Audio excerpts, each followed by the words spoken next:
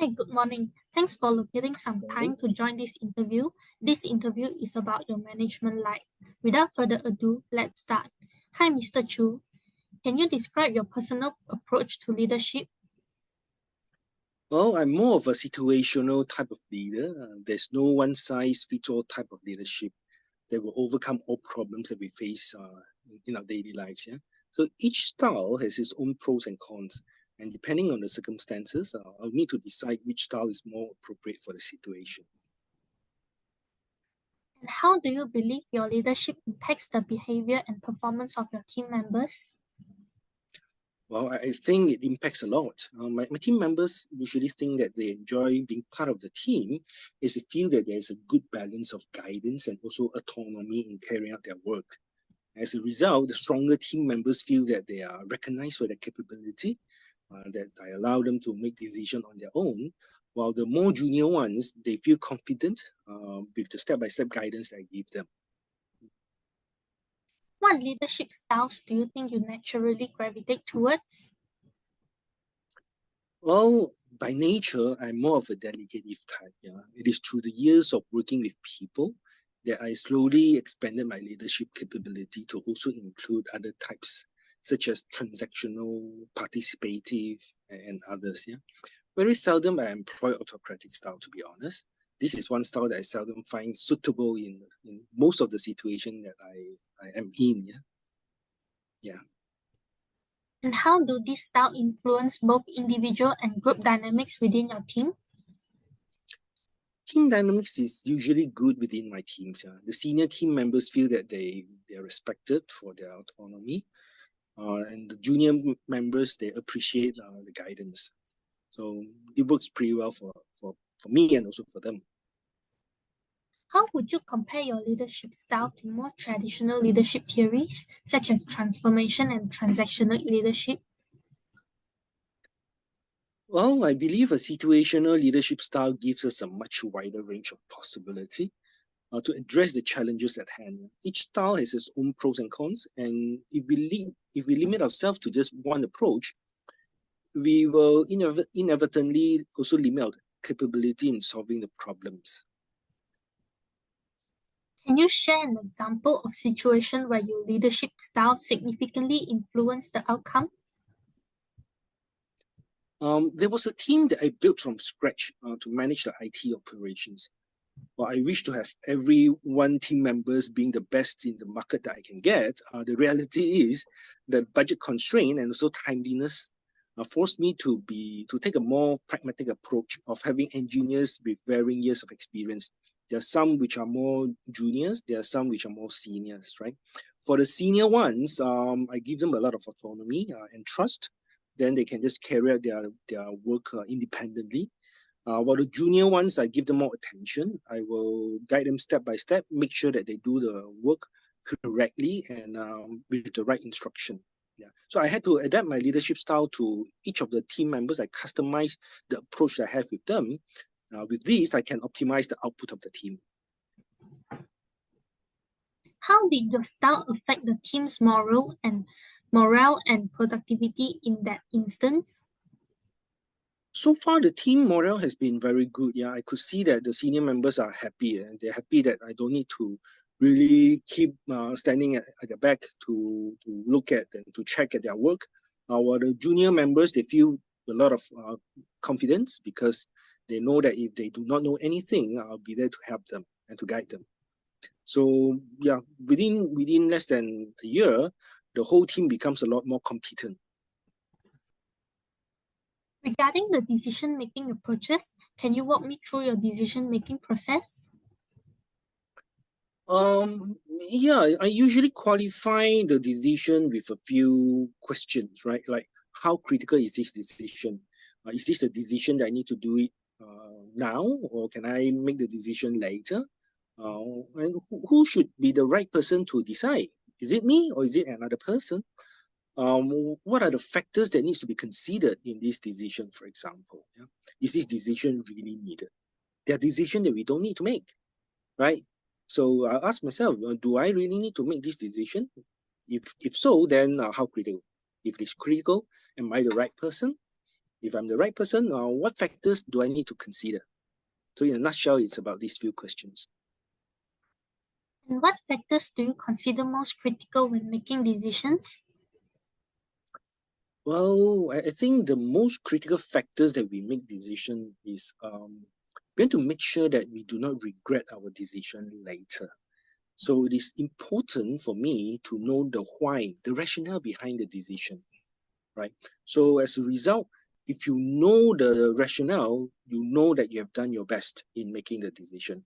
Even if the decision or the outcome of the decision isn't what you expect, yeah, but you know you've done your best, right? You learn from the way you decide and learn how to improve your decision making later on. Yeah. So for me, the why behind the decision is the most important one. Do you tend to rely more on data and rational analysis, or do you prefer intuitive decision making?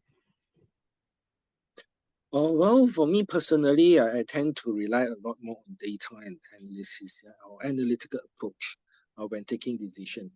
However, there are times that you just don't have enough data, or you just don't have the confidence that the data quality is really that good to substantiate your decision. So with this, I often will also fall back to intuition. At least that gives me some comfort that I know is with my best interest that I make that decision. Can you provide an example where this approach led to a successful outcome? In my line of business, it's just so common. I think, for example, if I have to decide on ranking the performance among my team members, yeah, and this is very common, right? Every year we need to do that. And typically, I lay down some objectives and principles to guide the whole decision making, and of course, the ranking exercise as well. Yeah.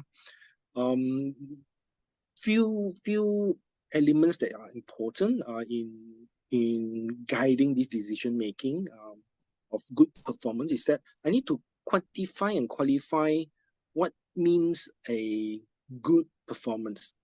That means the detail, the description, the characteristic of good performance has to be defined. After that, I also sought input from people that work together with the team members, each of them.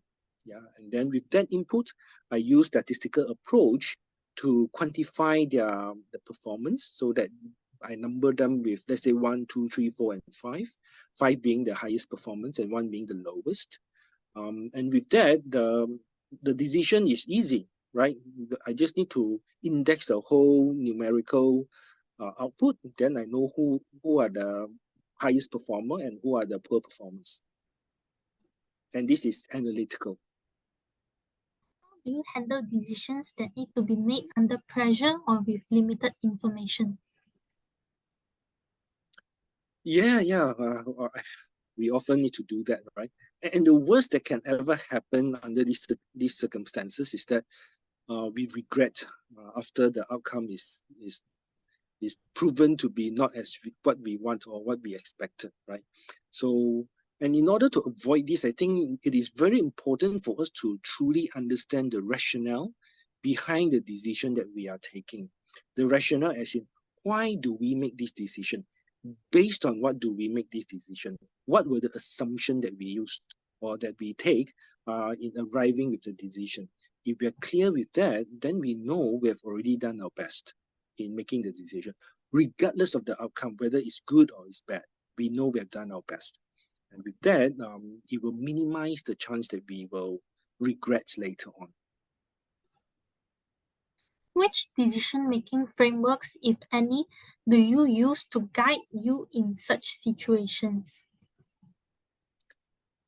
Well, I don't really have some kind of special decision making framework. Yeah, it's just from experience. I know decision is not something that you just make from the air. Yeah, you don't just pluck something from the air and say, "Oh, this is my decision." There must be something that will substantiate the decision, like what I mentioned just now, right? So if I can just categorize them into a few areas. So, take for example the first area of question that I'll ask is about stakeholders. So questions like, am I the right person to make this decision? Who are the stakeholders for this decision? This is all about the stake of the matter, right? And second area is time. When do I need to make this decision? Is it now? Is it later? Is now the best time to make the decision? Or it is the only time that I can make this decision, right? So these are the things that are important related to time. Of course, as managers, cost is something that you don't run away from. So what are the price? What are the penalty of this decision? If I make it correctly, so what do I gain? Or what does the company gain? If the decision proven to be wrong, what are the impact? Can I suffer the impact or can I not suffer the impact, right? And what are the best outcome that I can expect from this decision? And what's the worst outcome? So one important thing is, if the worst outcome is not something that I can manage, this is where I will need to escalate to my line managers. Because if it is beyond my control, beyond my ability, I must inform them to get them be ready in case the worst outcome happens. Yeah. And of course, the last area is about criticality. Yeah. Decision can be made, and sometimes decision can also be reverted. It's like I decide on A instead of B, but later on, if with more information, I know that A is the wrong decision, I should choose B instead. Do I have the chance to revert my decision? So at times, you get a chance. There are decisions that it's just one way. You decide and then there's no turning back. So this will also let me know how careful I need to be before I make this decision. Yeah, so just these four areas, I think it will be more or less a guideline for me. It's not some special framework. Can you describe a difficult decision you've made and how you arrived at it? Yeah, one of the most difficult decision that I had to make in my previous work was that it was a domestic inquiry of a harassment case. And I happened to have to chair the panel of juries. Typically in such a case, right, there's always a need to be fair. And to be fair, I means not just to the so-called victim, but also to the accused. We cannot tell who is in the right, based on just superficial allegation.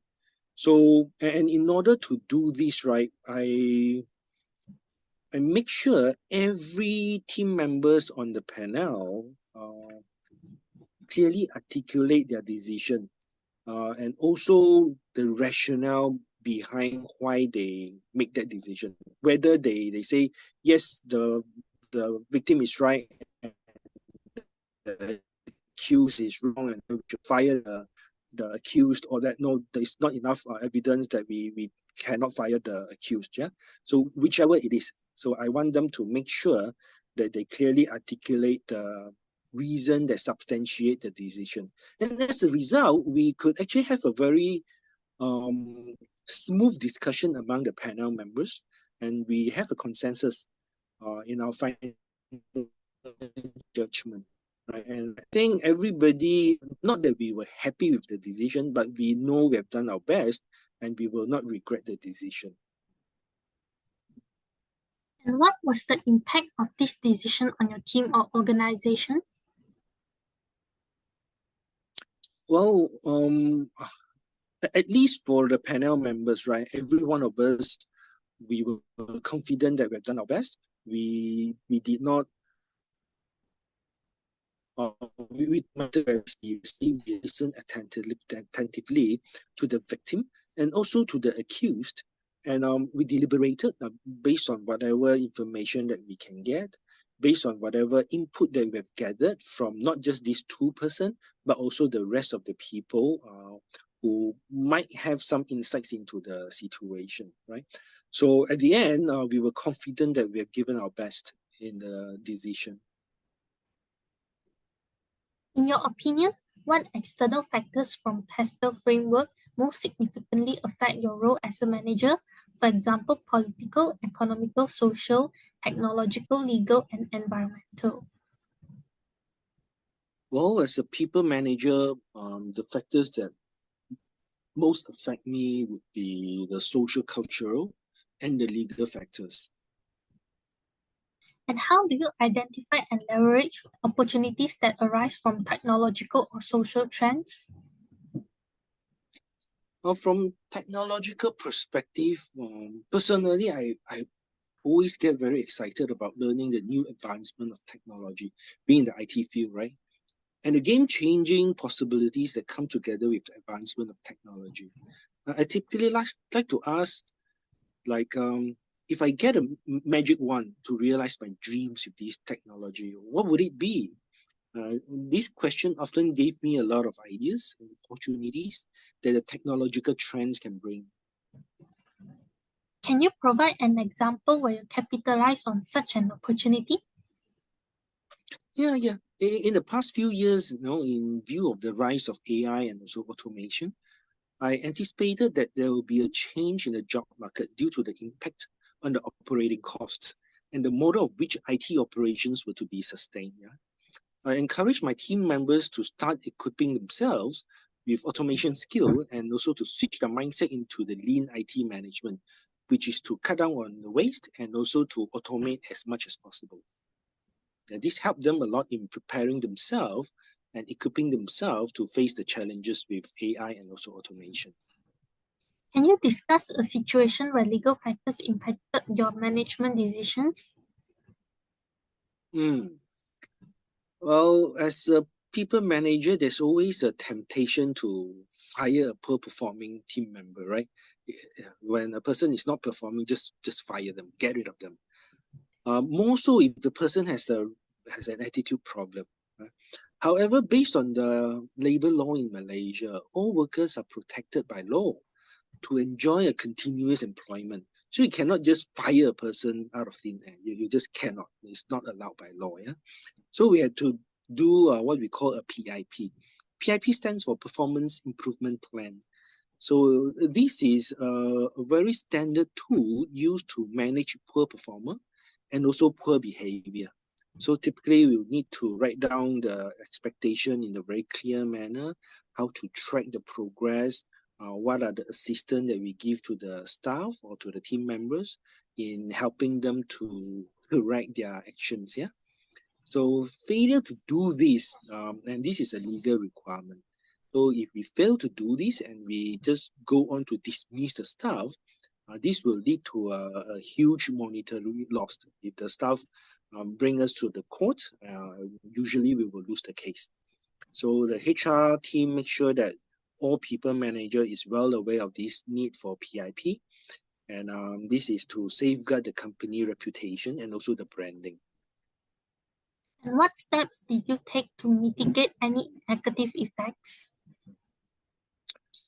Well, very often I have to remind myself that when I draft PIP, it is important to make sure that the requested improvement in the plan is fair to the staff.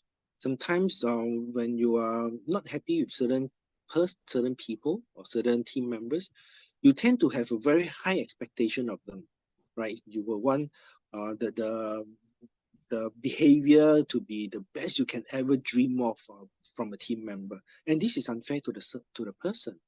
Yeah, so we want to be clear in terms of the detail that describe the behavior, the deliverables that we want, and also we need to make sure that there are a lot of description to constitute the right performance and the behavior for the role.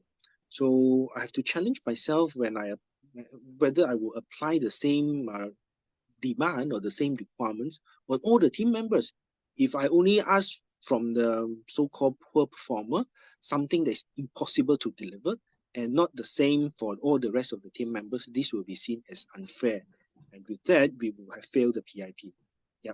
So we want to be fair to the person under PIP. We want to also be fair to the team members, right? This help a lot in drafting what you call a good PIP with fine-grained details of the expectation. What opportunities can be gathered from the perspective of social factors? Well, from social factors or social point of view, I think there are two very important things that we can talk about. The first thing is Malaysia is a multiracial country, right? So there are different ethnicity that we can find in terms of staff members.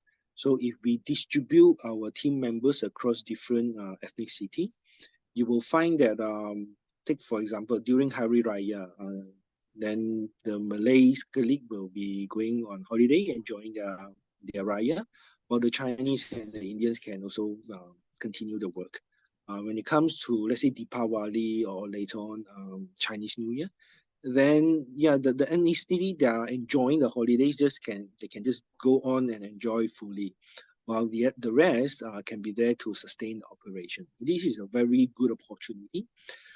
Second is Malaysia has also a very young workforce. So typically the average age is about 20 plus 30 years old. So this gives us a very competitive edge against other countries like Japan or others. Is there a particular piece of advice you would give to someone aspiring to a leadership role? Well, if I summarize them, yeah, I think I can have 5 points perhaps. First point is be open to listen. Yeah, just be there to listen to the input of people and learn from them. And the second point is be daring to speak. Yeah, you will certainly have some ideas about some matters. Just be daring to speak up. The third point would be take courage to try and to take ownership. Don't be afraid of trying, and don't feel afraid that you dare not take ownership. Be daring enough, take courage. Then be ready to learn from mistake. So when you make decision or when you take action, there will be time that it's a wrong decision, right? Don't be discouraged. Be ready to learn from the mistake, and you'll be even better later on. Yeah. The last but not least, when you finally become a leader, be willing to trust and to delegate. Of course, this you need to be careful. Trust the senior members. Trust those who are capable. And when you are able to trust them, just delegate to them, give them the full autonomy.